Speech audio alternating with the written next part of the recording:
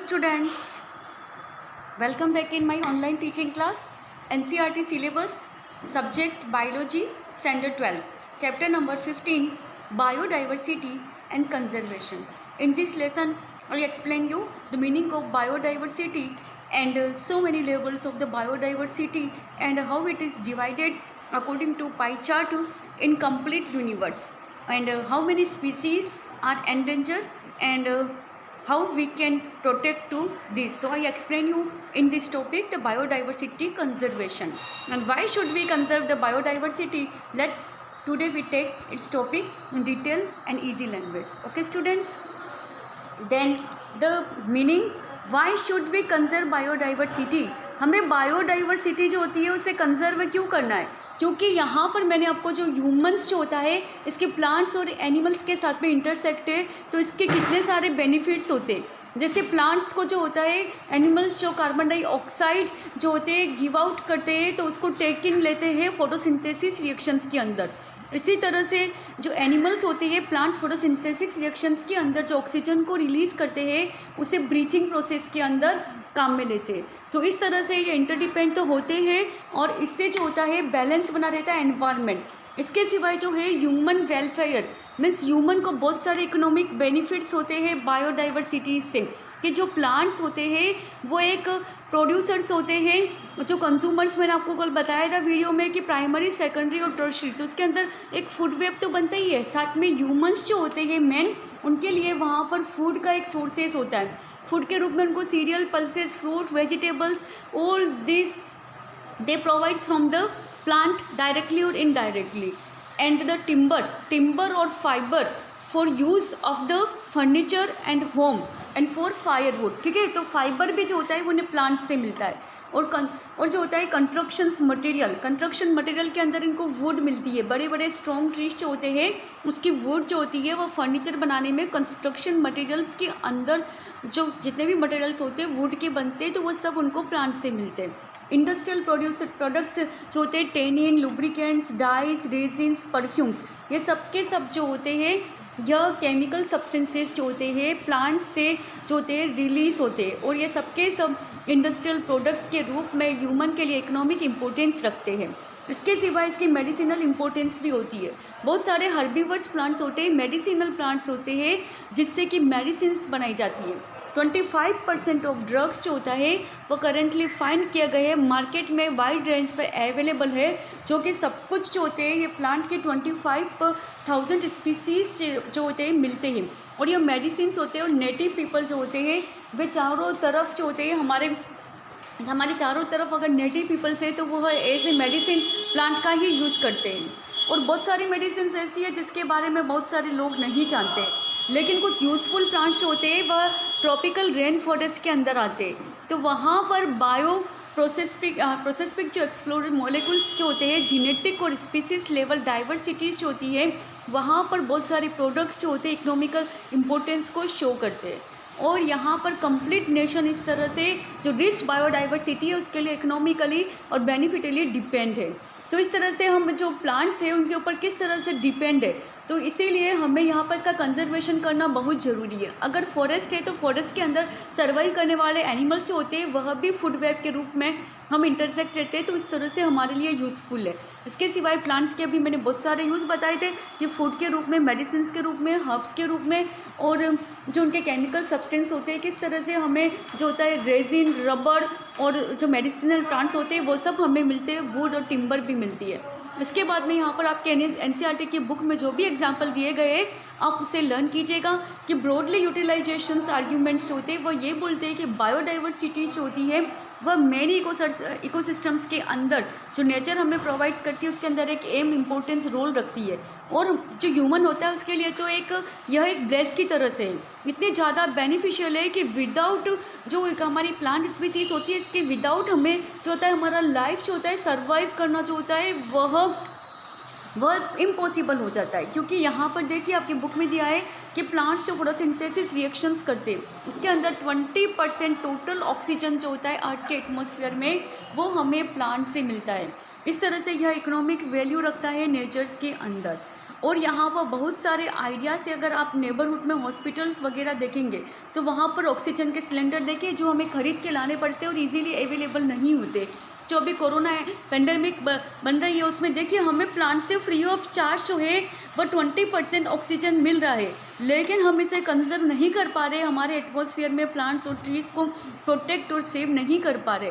और हमें मार्केट से जो हॉस्पिटल्स के अंदर जो ऑक्सीजन के सिलेंडर्स है वह लेकर के हमें ख़रीद करके और हमें इसका बेनिफिट वहाँ से लेना पड़ रहा है। तो ये सोचने वाली बात है, इसीलिए कि हमें कंजर्व करना होगा हमारी जो प्लांट स्पीसीज़ है उसके लिए। और अभी जो पॉलिनेशंस जो होता है वह मैंने आपको बताया पॉलिनेशन क्या होता है, when the pollen grains transfer from the stigma to its its ovules, ठीक है। ओव्यूल्स के अंदर जो पोलन ग्रेन्स आते हैं उनका ट्रांसफ़र जो होता है वो प्रोसेस कहलाता है पॉलिनेशन। और पॉलिनेशन से ही जो होता है जो फ्लावरिंग प्लांट होते हैं या फ्रूटी प्लांट वो फर्टाइल होते हैं, फर्टिलाइजेशन से ही उनके अंदर फ्लावर बनते हैं और फ्लावर से फ्रूट बनते हैं। तो इस तरह से पॉलिनेशन जो होता है वो बहुत सारे इंसेक्ट्स वगैरह जो होते हैं, बटरफ्लाई, बीटल या फिर एनिमल्स भी इसके सोर्सेस होते हैं, उन सब के थ्रू होता है।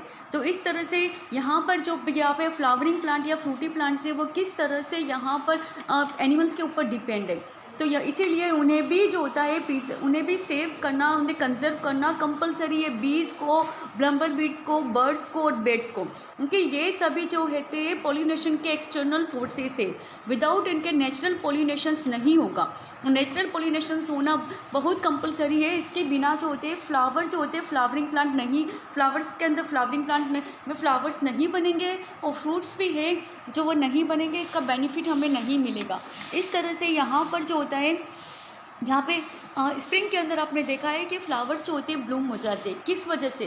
क्योंकि वहाँ पर एक प्लेजर एटमॉस्फेयर होता है ना, वहाँ पर ज़्यादा हॉट होती है उस स्प्रिंग सीजन में और न ही वहाँ पे ज़्यादा विंटर होती है। तो इस वजह से यहाँ पे जो है बुलबुल का सॉन्ग जो होता है मॉर्निंग में हमें यहाँ पर एक नेचुरल हमें अलार्म देता है कि हम मॉर्निंग में अगर हमारी नींद खुलती है, हम विलेज वगैरह में जाते या ऐसे अगर एटमॉस्फेयर में ऐसे एरिया में हमारा रेसिडेंस है कि जहाँ पर पोल्यूटेड एरिया नहीं है, तो वहाँ पर बुलबुल का सॉन्ग जो होता है वो या फिर स्पेरो जो होती है या कोक और हैन जो होती है उनका एक नेचुरल अलार्म होता है। मॉर्निंग में होते ही वो अपना सॉन्ग स्टार्ट कर देते हैं, प्लेजर एटमॉस्फेयर होता है, तो वो हमारा नेचुरल अलार्म होता है। हम नेचर से किस तरह से कनेक्ट है, हम किस तरह से बेनिफिट मिल रहा है, तो यहाँ इसके साथ में हमें इंटरसेक्शंस बताया गया है। और एक एथिकल आर्ग्यूमेंट अगर हम देखें तो यहाँ पर million of plants, animal, micros species जो होती है वह इस प्लेनेट में शेयर है। अपना पूरा अर्थ प्लेनेट जो है उसके अंदर ही एटमॉस्फेयर और लिविंग ऑर्गेनिजम्स है। जो एक इथिकल आर्ग्यूमेंट इसके अंदर आता है कि फिलोसॉफिकल और स्पिरिचुअली जो होता है यह इम्पोर्टेंस रखती है सारी स्पीसीज़ हमारे लिए। अभी जो करंट सिचुएशन से है कि जिसमें जो अभी पोल्यूशंस बढ़ गया है और मैंने जो आपको बायोडाइवर्सिटी लॉसेस के जो रीजंस बताए थे उन सब की वजह से जो बायोडाइवर्सिटी का लॉस हो रहा है, तो यहाँ पे मैंने जो सब बताया था कंजर्वेशन क्यों कंपलसरी है, कि हमारे लिए क्या बेनिफिट है, तो हमें इसे कंजर्व करना चाहिए। इस तरह से यह बायोलॉजिकली जो होता है यह लीगेसी है और यह एक इथिकल आर्ग्यूमेंट आ जाता है कि हमें इन्हें जो होता है प्रिजर्व करना क्यों कंपलसरी है। प्लांट्स और एनिमल एक दूसरे पे किस तरह से जो होते हैं इंटरसेक्ट होते हैं, इन्हें क्यों प्रिजर्व करना कंपलसरी है। ओके स्टूडेंट्स, तो यहाँ पर ये टॉपिक आपका फिनिश हुआ है, आप इसे अच्छे से प्रिपेयर कीजिएगा। ये आपके 2 मार्क्स वाले में और यहाँ पर 3 मार्क्स में जो होता है कंप्लीट जो होता है पैरा कीजिएगा और 2 मार्क्स वाले में इसके अंदर से कुछ पॉइंट्स आ सकते हैं और MCQs के लिए 1 लाइन के जो एग्जाम्पल्स दिए हुए हैं वह आ सकते हैं। अब how do we conserve the biodiversity, हम बायोडाइवर्सिटी को किस तरह से कंजर्व कर सकते हैं, उसके लिए 2 पॉइंट्स आते हैं, in situ conservation and ex situ conservation. In situ conversations के अंदर वो सारे एनिमल्स जो होते हैं उन्हें एक पर्टिकुलर एरिया के अंदर जो होता है प्रिजर्व किया जाता है, एक स्पेशल जो स्पीसीज़ होती है और वो नेशनल पार्क और नेशनल सेंचुरीज़ होती है। जो नेशनल पार्क और नेशनल सेंचुरीज़ है, जैसे कि अभी टाइगर है, हम लिख रहे हैं सेव टाइगर, तो उनके लिए एक नेशनल सेंचुरीज़ और पार्क्स बनाए गए हैं जिसके अंदर ओनली टाइगर की स्पीसीज़ जो होती है वह प्रिजर्व रहेगी। और हमारे कंप्लीट इंडिया के अंदर बहुत सारे जो होते हैं इन सीटों के अंदर जो बहुत सारे जो नेशनल पार्क और नेशनल सेंचुरीज़ होते हैं वह बायोडाइवर्सिटी के हॉट स्पॉट एटलीस्ट 25 जो होते हैं बायोडाइवर्सिटी हॉट स्पॉट है, जिसके अंदर गाना पक्षी विहार भरतपुर राजस्थान के अंदर है, जहाँ पर बर्ड्स को जो होता है प्रोटेक्शन किया जाता है। ठीक है, तो यहाँ पर गुजरात के अंदर भी जो होता है लायंस के लिए और टाइगर्स के लिए एक सेंचुरी पार्क्स बनाया गया है, जो वहाँ पर जो होता है बायोलॉजिकली वहाँ पर जो होते हैं वहाँ पर वेल्थ इनवेरिएबली और नंबर ऑफ स्पीसीज जो होती है वह सेव की जाती है, जो मे बी एक्सटिंक्ट होने वाली है, जिसका रेशियो जो होता है बहुत कम बचा है, जो एंडेंसर की लाइन पे आ गई है। हाँ, जैसे कि एलिफेंट है, वन हॉर्न राइनो है, टाइगर है, लायंस है, और बहुत सारे ऐसे इकोनॉमिकल इंपॉर्टेंस रखने वाले प्लांट भी है जो कि फिनिश हो सकते हैं, जिनका रेशियो बहुत कम बचा है। ठीक है, इसके अंदर वर्ल्ड्स में जो देखिए 34 जो होता है ऐसे हॉट स्पॉट बनाए गए, 25 बायोडाइवर्सिटी हॉट स्पॉट जो होते हैं वह बेनिफिट ले रहे हैं, जिसके अंदर जो होता है हॉट स्पॉट्स के अंदर जो होता है वहाँ पर एनिमल्स और प्लांट्स को इस तरह से प्रोटेक्ट रखा जाता है कि कोई उनको हंट नहीं कर सकता है। वहाँ पर वो इजीली शेल्टर दे करके अपनी जो होती है पॉपुलेशंस को आगे बढ़ा सकते हैं और उन्हें कोई हंट करके मार नहीं सकता है। प्लांट जो होते हैं वहाँ पर जो उनका कटिंग होता है वह प्रोहिबिटेड से, और एनिमल्स को फूड और शेल्टर जो होता है इस तरह का दिया जाता है कि वो इजीली अपनी स्पीसीज़ को जो होता है बढ़ा सके, इजीली सर्वाइव कर सके, और वो प्रोटेक्शन जो होता है उससे उनकी स्पीसीज़ को इंक्रीज़ करके उन्हें बचाया जा सकता है। और वो हॉट स्पॉट्स आते हैं वेस्टर्न घाट, श्रीलंका, इंडो बर्मा, हिमालय के ऊपर बहुत सारी वाइल्ड जो होती है वाइल्ड प्लांट्स वगैरह की स्पीसीज़ पाई जाती है, जो कि उसे प्रोटेक्ट करना बहुत ज़रूरी है, वरना उससे एक हायर बायोडाइवर्सिटी लूज़ हो जाएगा। वो बायोडाइवर्सिटी हॉट स्पॉट जो है यहाँ पर लेस देन 2% ऑफ अर्थ का लैंड एरिया है। और इस तरह से यहाँ पे मैंने आपको बताया था कि यहाँ पे जो हमारे जो इन सिचुएशंस के अंदर आता है नेशनल पार्क और सेंचुरीज और बायोस्फीयर रिजर्व, जिसके अंदर इंडिया के अंदर है 14 बायोस्फीयर रिजर्व्स, जहाँ पर एनिमल और जो स्पेशल स्पीसीज़ होती है एनिमल्स की ओनली वन टाइम की स्पीसीज़ और या फिर वन टाइम की प्लांट स्पीसीज़, वहाँ पर उन्हें क्या होता है प्रोटेक्शन दिया जाता है अंडर गवर्नमेंट्स के, वहाँ पर उनको प्रोटेक्ट करके सर्वाइव किया जाता है, फैसिलिटीज़ दी जाती है जहाँ से उनको उनका अपने को लॉस नहीं हो। इसके अंदर 90 जो होते हैं नेशनल पार्क से 448 वाइल्ड सेंचुरीज है। इस तरह से इंडिया के अंदर यह हिस्टोलॉजिकल, रिलीजियस और कल्चरल ट्रेडिशनल्स प्रोग्राम जो होते हैं नेचर के साथ में हम कल्चरली ट्रेडिशनली जुड़े हैं। हमारे बहुत सारी है कि इंडियन हिस्ट्री भी रखी गई है रिलीजियस, कि यहाँ पर क्यों हम नेचर से इस तरह से जुड़े हुए हम इंडियंस, कि हमें हमारे बहुत सारे जो कल्चर्स है वो हमें इससे जोड़ते हैं। जैसे कि एक हमारा स्पिरिचुअल हमारी एक है ना एक हाइपोथेसिस होती है कि हम लोग क्या सोचते हैं कि तुलसी जो है उसे हम वर्शिप करते हैं, जैसे हमारा पीपल का जो है ना ट्री होता है उसकी वर्शिप करते हैं उसे एज ए गॉड मान के, तो इस तरह इसके लिए भी उन्हें सेव करते हैं, उन्हें प्रोटेक्ट करते हैं। तो इस सारे इश्यू से भी इंडिया के अंदर जो होता है वाइल्ड लाइफ जो होती है उसकी सेविंग इजीली की जाती है। और यहाँ पर जो होता है स्क्रेड ग्रोव जो होता है खांसी और जेटिस्का और मेघालय की हिल्स के अंदर अरावली हिल्स जो होती है राजस्थान, वहाँ पर जो होती है प्लांट और एनिमल की स्पीसीज़ का बहुत बड़ा अमाउंट है, जिससे पूरा जो होता है बायोस्फीयर रिजर्व के रूप में उसे प्रोटेक्टेड एरिया के रूप में अंडर गवर्नमेंट कर लिया गया है। जहाँ पर कर्नाटक और महाराष्ट्र और सरगुजा और जो होता है कांडा एंड बास्टर्ड्स एरियाज जो मध्य प्रदेश के अंदर आता है और मेघालय के अंदर है। तो यहाँ पर जो भी आपको एग्जांपल्स के साथ में दिए हुए आप इसे देखिएगा, एमसीक्यूज़ के लिए इम्पोर्टेंट है, वे सबके सब इन सिटूज़ के अंदर आते हैं। और इन सिटूज़ के अंदर आप याद रखिएगा कि नेशनल पार्क और सेंचुरी जो होते हैं इन सिटूज़ के अंदर आते हैं। इन सिटूज़ में जहाँ पर स्पेशल टाइप्स की स्पीसीज़ जो मे भी डेंजर है उसे अंडर गवर्नमेंट प्रोटेक्शन दिया जाता है, प्रिजर्व किया जाता है, जिससे उसका लॉस नहीं हो, वो एक्सटिंक्ट नहीं हो। अब आता है ex situ conservations. Ex situ conservations के अंदर जैसे मैं आपको एग्जांपल देती हूँ, ज़ू के अंदर बहुत सारे एनिमल्स आते हैं जिसको हम अपने एंटरटेनमेंट के लिए भी रख सकते हैं। तो यहाँ पर जूलॉजिकल पार्क जिसके अंदर एनिमल्स होते हैं बहुत सारी वेराइटीज़ के, सिर्फ एक स्पीसीज़ नहीं, मैनी एनिमल स्पीसीज़। वो जूलॉजिकल पार्क, बॉटनिकल गार्डन जहाँ पर मैनी प्लांट स्पीसीज़ एक ही पर्टिकुलर लार्ज एरिया के अंदर होती है। वाइल्ड लाइफ सफारी पार्क जहाँ पर बहुत सारे वाइल्ड एनिमल्स एक ही एरिया के अंदर प्रिजर्व किए जाते हैं। तो ये आते हैं एक सिटूज़ के अंदर।